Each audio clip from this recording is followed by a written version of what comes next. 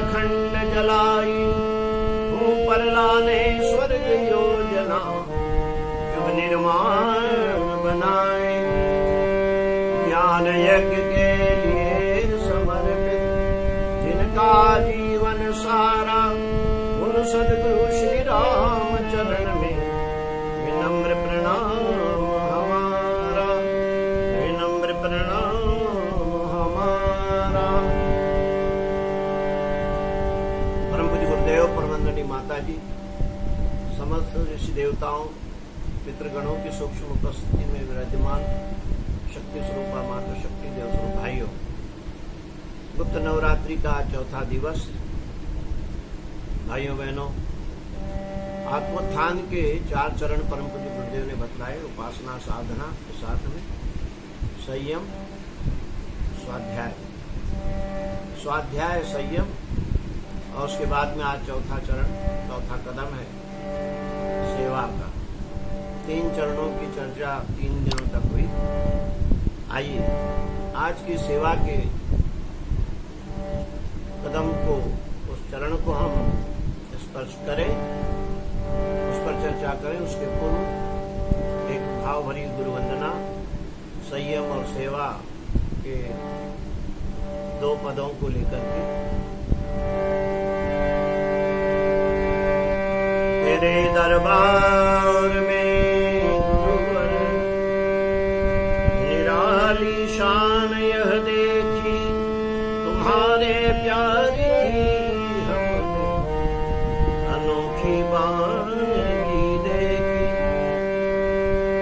पसारा जिसने कर अपना तेरे दरबार में आकर, तुझे देते नहीं देखा मगर झोली भरी देखी। अनुदानों का ऋण चुका सके,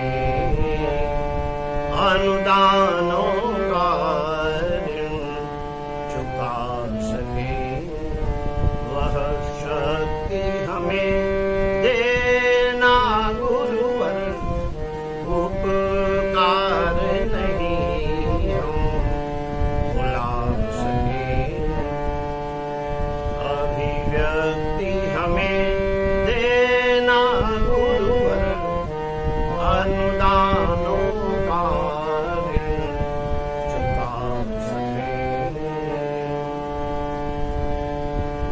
संयम तप त्याग साधना में जीवन जीने का बल देना। संयम तप त्याग साधना में जीवन जीने का बल देना। प्रामाणिक जीवन जीने की सामर्थ्य और संबल देना।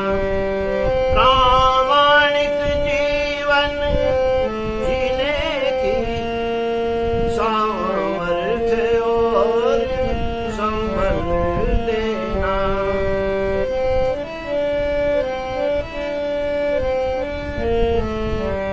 हम ऐसा साहस जुटा सके, हम ऐसा साहस जुटा सके। अनुरक्ति हमें देना गुरुवर। अनुदानों का ऋण चुका सके। बालक होकर भी क्या गुरुवर बन सकते हम, ध्रुव प्रहलाद नहीं। बालक होकर भी क्या गुरुवर बन सकते, ध्रुव प्रहलाद नहीं। आकर तरुणाई राम काज, हित हम क्यों करें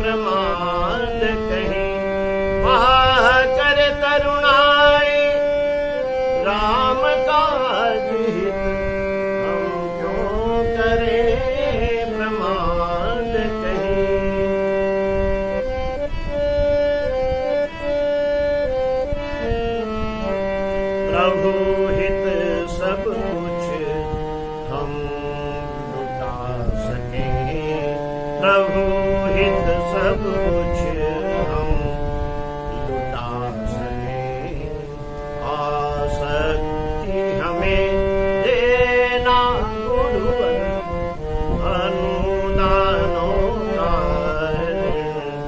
चुका सके, वह शक्ति हमें देना गुरुवर, वह भक्ति हमें देना गुरुवर, वह युक्ति हमें देना गुरुवर, अनुदानों का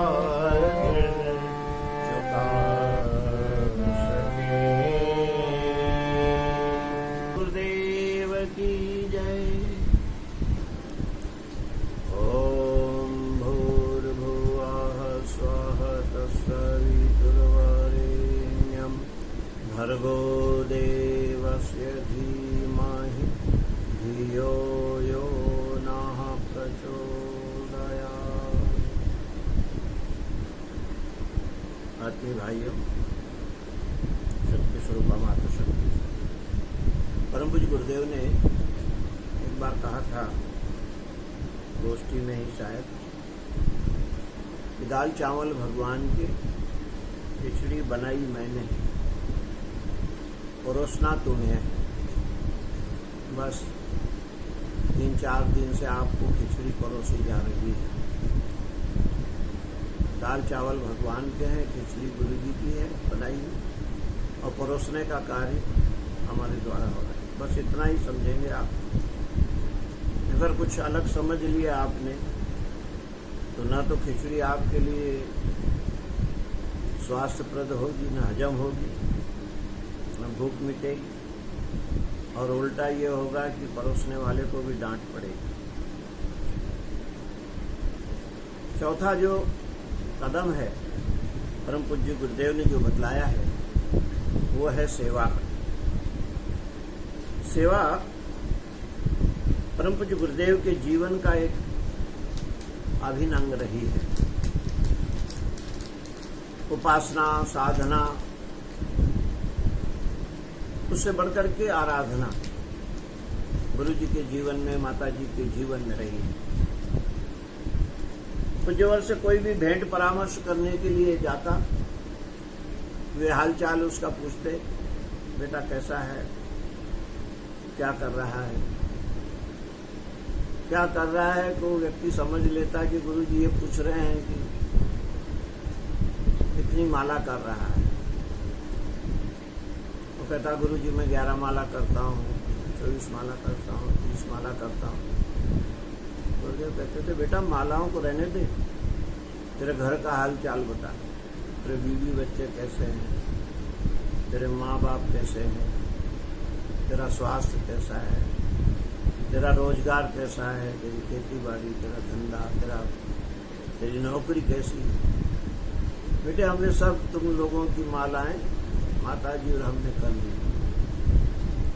परम पूज्य गुरुदेव ने उपासना पर कम जोर दिया, उससे कहीं ज्यादा उन्होंने साधना पर जोर दिया। साधना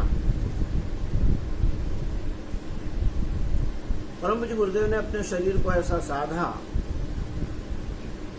कठोर साधना उनके जीवन का एक प्रमुख हिस्सा रही। जीवन और साधना मिल गए तो हो गई जीवन साधना। जीवन साधना के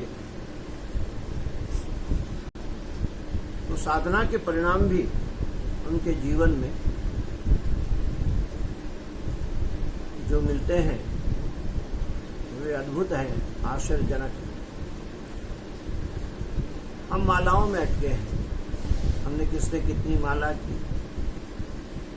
शायर हुए हैं पाकिस्तान में फरहाद, उन्होंने एक शेर कहा है, तस्बीह तोड़ दी मैंने ये सोच कर फरहाद। फरहाद उनका तखल्लुस है, उपनाम है। तस्बीह कहते माला, तस्बीह तोड़ दी मैंने ये सोच कर फरहाद, गिनकर नाम क्या लेना उसका जो बेहिसाब देता है। परमात्मा हमको बेहिसाब देता है। किसान लोग धान बोते हैं, गेहूं बोते हैं, 100 रुपए का गेहूं बोते हैं, कितनी फसल मिलती है? 1 क्विंटल अनाज बोता है किसान, 20 क्विंटल मिल रहा है। सामान्य रूप से हम लोग व्यवहार में देखें, किसी से हम 100 रुपया उधार लें तो क्या हो गया, हम 100 रुपया देंगे उसको। नहीं साहब 100 रुपया नहीं, वो तो ब्याज का धंधा करता है, तो 125 ले ले भाई। नहीं साहब 125 नहीं, वो तो ज्यादा लेगा। कितना लेगा? वो तो 100 रुपये का 100 रुपया, 200 रुपया लेगा। 200 रुपया लेगा तो फिर अकर जाएगी। फिर तो कोर्ट कचहरी वाली बात, झगड़े वाली बात भी हो सकती। 100 के 200 कैसे दे सकते?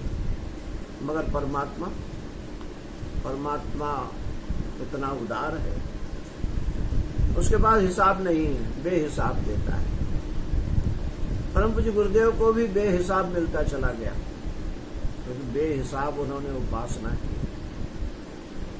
उससे बढ़कर के लाख दर्जा उन्होंने साधना की। क्या क्या साधा उन्होंने? शरीर को साधा, इंद्रियों को साधा, समय को साधा, अर्थ को साधा, विचारों को साधा। विचार संयम, समय संयम, इंद्रिय संयम, अर्थ संयम। समय का उनका एक एक क्षण मूल्यवान था। काया का एक एक कण उन्होंने समाज के हित के लिए, विश्व वसुधा के कल्याण के लिए लगाया। और समय का एक एक क्षण, उसे भी उन्होंने बर्बाद नहीं किया। जो 80 वर्ष का जीवन वो जिए हैं, ना शानदार जीवन जिए। उनका समय का नियोजन देखने काबिल था। बस ऐसा समय का सदुपयोग हम भी करना सीख गया। अर्थ पैसे को किस तरह से उन्होंने बचाया, बचा करके सर्वस्व दान कर दिया श्री वेद माता गायत्री ट्रस्ट। और उस दान के बाद में क्या हुआ? उनके पास तो कुछ नहीं रहा, मगर आज करोड़ों अरबों रुपए की संपत्ति श्री वेद माता गायत्री ट्रस्ट दे करके सौंप करके चले। विचार इतने पैने, इतने विशद पैमाने पर उनके विचार हैं, अकाट्य उनके विचारों का संग्रह। आप देखिए, विचार क्रांति अभियान को उन्होंने खड़ा कर दिया। और एक जगह मथुरा में मंदिर पर लिखा था, दुनिया का सबसे बड़ा बल है विचार बल। परिक्रमा पथ पर लिखा हुआ था पुराने मंदिर में। विचार बल को उन्होंने महत्व दिया, सबसे बड़ा बल। दुनिया पर शासन विचार ही करते हैं, विचारधाराएं ही करती हैं, ये उन्होंने कहा। तो इंद्रिय निग्रह ऐसा कि स्थूल शरीर से जो किया गया, उससे कहीं अधिक सूक्ष्म और कारण शरीर आज प्रबलता से, प्रखरता से इन दोनों कार्य कर रहा है। उनका ज्ञान शरीर स्थूल शरीर से भी ज्यादा चमत्कारिक है। ग्रंथों में, साहित्य में जो बड़े क्लिष्ट शब्द थे, जो बड़े गूढ़ अर्थ लिए हुए थे, अध्यात्म, धर्म आदि, उनकी परिभाषाएं इतनी सरल करके उन्होंने बतला दी। लौकिक जीवन में अध्यात्म को कैसे धारण किया जा सकता है, सच्चा अध्यात्मवादी कैसा बना जा सकता है। अध्यात्म की देखिए ना, इससे सरल और क्या परिभाषा हो सकती है। अपने आप को ठीक करने का नाम अध्यात्म है, और इससे और सरल क्या होगा। जीवन जीने की कला का नाम अध्यात्म है। अध्यात्म, धर्म, यही उनकी विशेषता रही। उनकी साहित्य सर्जना प्रारंभ यहीं से होती है, मैं कौन हूं। व्यक्ति अपने आप को जाने, अपनी आत्मा से पूछे, मैं कौन हूं, इसलिए आया हूं। सारे प्रश्नों के जवाब जब मिलना शुरू हो जाते हैं, अध्यात्म का मार्ग प्रशस्त होता चला जाता है। उसी अध्यात्म का ये चौथा चरण है, आत्मोत्थान का ये चौथा कदम है, सेवा। गुरुदेव कहते हैं सेवा पूछी नहीं जाती, की जाती है। किशोरावस्था में आज से 85-90 वर्ष पूर्व थोड़ा सा विचार करें। ब्रज भूमि में ब्राह्मण कुल में पैदा हुए, छुआछूत की उस समय ज्यादा प्रबलता थी, समस्या थी। एक सफाई कर्मी को कुष्ठ रोग हो गया, उसकी सेवा की उन्होंने। रोग भी ऐसा था कि उसकी कोई उस समय तक दवा नहीं थी, अछूत माना जाता था। एक तो अछूत कुल में पैदा हुई और अछूत वाला रोग लग गया, करेला नीम चढ़ा। विचार कर सकते हैं कितना बड़ा क्रांतिकारी कदम था 85-90 वर्ष पहले। उस अछूत महिला को वो छुआछूत वाली बीमारी, उसमें कीड़े पड़ गए, सेवा वहां से प्रारंभ हुई, एक नई क्रांति को जन्म दिया। गायत्री परिवार की नींव में साधना, प्रेम, सेवा, सहयोग, इसकी ईंटें, इसकी रेती, इसकी सीमेंट और इसका लोहा लगा हुआ है। ये ढांचा जो खड़ा है ना गायत्री परिवार का, ये इसी पर खड़ा हुआ है। तो सेवा का प्रकल्प परम पूज्य गुरुदेव ने वहां से अपने हाथ में लिया। हमारे नींव में सेवा है, हमें घुट्टी में पिलाई गई है सेवा। सेवा परम धर्म है।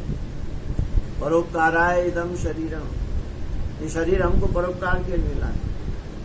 हम परोपकार करें, सेवा करें, सहायता करें। और ये वर्तमान जो समय चल रहा है, इसमें सहयोग, सेवा, इसकी नितांत आवश्यकता है।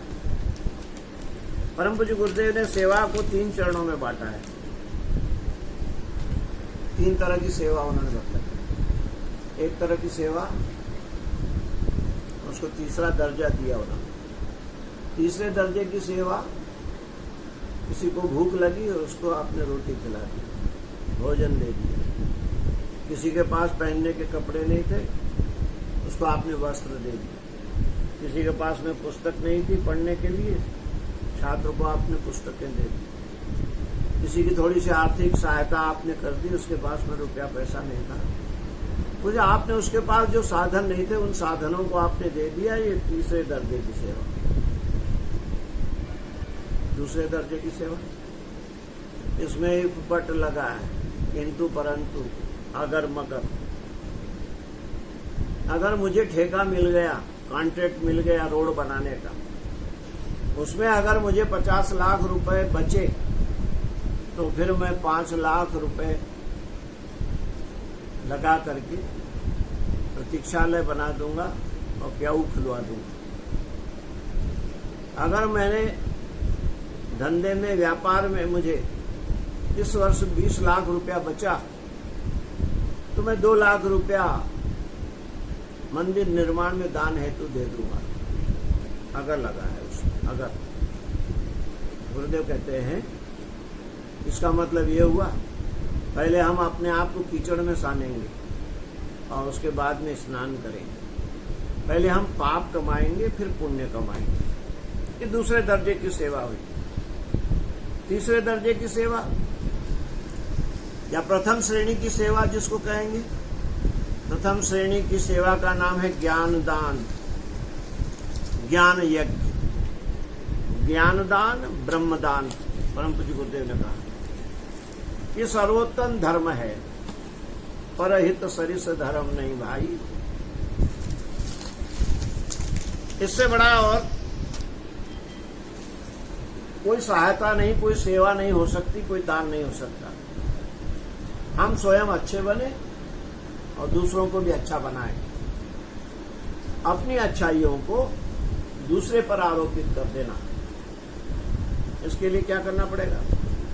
जो अध्यात्म के मार्ग पर चलना चाहते हैं उन्हें स्वयं उपासना, साधना, स्वाध्याय, संयम, सेवा के पश्चात लोक मंगल के लिए कम से कम 2 घंटे का समय दान, 2 घंटे का समय दान, 2 घंटे का समय दान।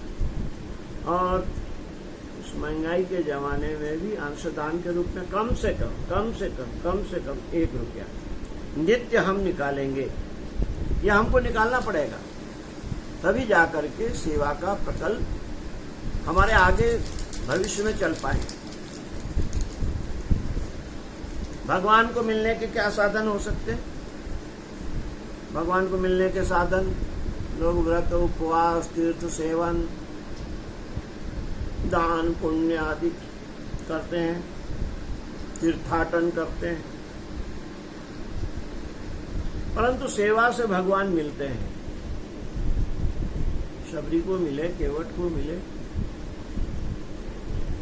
हनुमान जी ने भी सेवा ही की, सेवा से ही भगवान उन पर प्रसन्न हुए। और स्वयं परम पूज्य गुरुदेव, उन पर गायत्री माता की जो कृपा हुई, प्रसन्नता भगवान की जो उन पर बरसी, उसमें भी सेवा ही है। हजारों लाखों लोगों के आंसू नित्य पोंछते थे, हजारों लोगों के पीड़ा दर्द को, उनकी हारी बीमारी को। किसी का धंधा नहीं चल रहा है, किसी को कुछ तकलीफ है, किसी को कुछ दर्द है। शांति कुंज में रोता हुआ ही आया, तपोभूमि में रोता हुआ ही आदमी आया और हंसता हुआ गया। सेवा, इबादत से बढ़कर के है खिदमत। एक शायर ने कहा भी है, दर्दे दिल दूर करने पैदा किया इंसान को, इबादत करने को वैसे फरिश्ते कम न थे। प्रार्थना करने के लिए फरिश्तों की कमी नहीं, पर इंसान को किसलिए पैदा किया है? परमात्मा ने, लोगों की पीड़ा पतन को दूर करने के। हम पीड़ा पतन के दूर करने के कार्यक्रमों में लग जाएं। कहा भी है, इबादत से बढ़कर है खिदमत, इबादत से बढ़कर के है खिदमत। श्री राम भक्ति ऐसी श्रद्धा उबारती है, निष्काम भाव शबरी ऋषिपथ बुहारती है। भाइयों बहनों, सेवा का प्रकल्प लेकर के ही आया है कोरोना संकट। अब हमको तैयार होना है, उपासना, साधना, आराधना से अपने आप को हमको मजबूत बनाना है, शक्ति संपन्न बनाना है, सशक्त बनाना है। परम पूज्य गुरुदेव ने